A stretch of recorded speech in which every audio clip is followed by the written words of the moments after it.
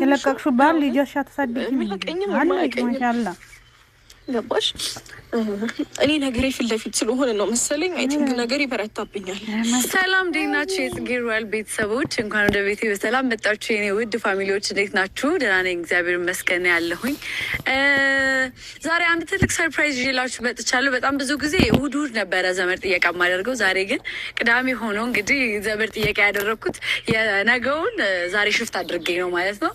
እና ቤተሰቦች ዛሬ እንግዲህ ትንሽ ለየት ባለ ቪዲዮ መጥቼላችኋለሁ። ሰሞኑን እየተፈጠረ ስላለው ነገር እንግዲህ ያው እናንተ ታውቃላችሁ።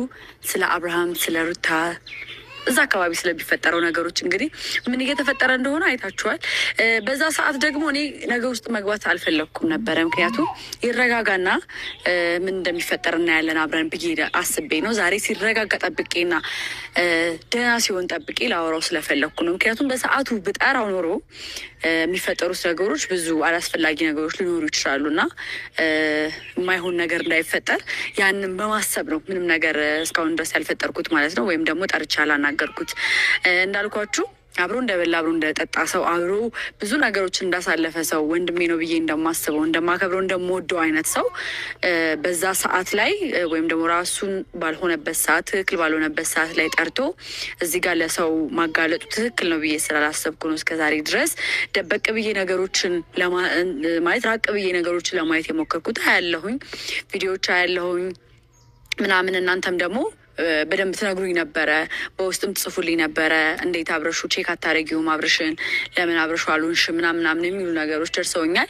ያው እንግዲህ እሱ ደህና ስላልነበረ ደህና ሳይሆን ደግሞ እዚህ ጋር ሚዲያ ላይ አምጥቼ ማጋለጡ ለእኔም ትክክል ስላልነበረና በጊዜው ደግሞ እኔም ደግሞ ፍሪሊ ማግኘት አልቻልኩም። ስልክም ስደውልለት እንደ በፊቱ አክቲቭ አልነበረም ብቻና እንደዚህ አይነት ነገሮች ስለተፈጠሩ እዚህ ጋር አምጥቼ ምንም ነገር ማድረግ ስላልቻልኩኝ በወቅቱ ምንም አይነት እንቅስቃሴ አላረኩም ነበረ። ያው እሱ እንደ ጥፋት ይታይብኛል ብዬ አላስብም። ምክንያቱም ትረዱኛላችሁ። ነገሮችን ለማገናዘብ በመሞከር ነው ይሄንን ያደረኩት ቤተሰቦች። እንዲሁም ደግሞ ሩታንም በዛ ግርግር ውስጥ ለብቻወስ እንጂ ማውራት በጣም ከብዶ ነበረ። ምክንያቱም አጠገባቸው ያሉ ሰዎች እንኳን ወደ ቤት በሰላም መጣችሁ የውድ ፋሚሊዎች እንዴት ናችሁ? ደህና ነኝ እግዚአብሔር ይመስገን ያለ በሷ በኩል የእሱም እህት አለች ምናምንና ከዛ በጣም ብዙ ጊዜ እሑድ ነበረ ዘመድ ጥየቃ የማደርገው። ዛሬ ግን ምክንያቱም ከባለቤቱ ያወቀ ያደረግኩት የነገውን ዛሬ ሽፍት አድርጌ ነው ማለት ነው። እና ቤተሰቦች ዛሬ እንግዲህ ትንሽ ለየት ባለ ቪዲዮ መጥቼላችኋለሁ።